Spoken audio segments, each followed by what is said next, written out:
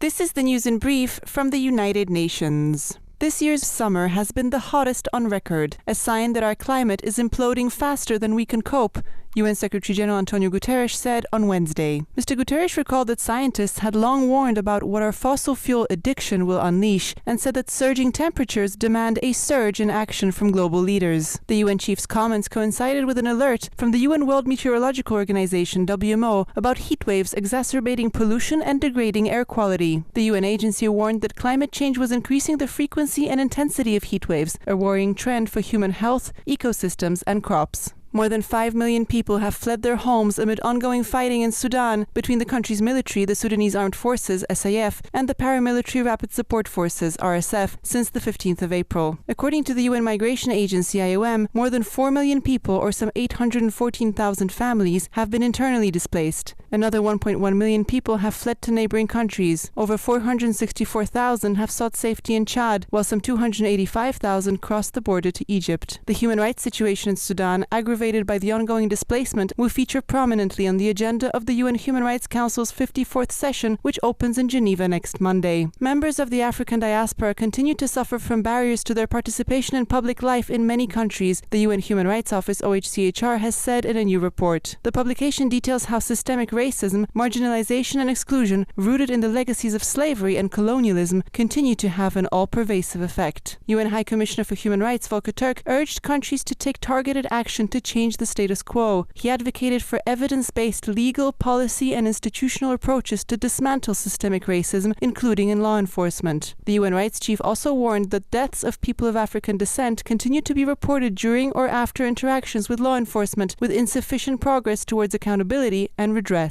Dominika Tomaszewska-Mortimer, UN News.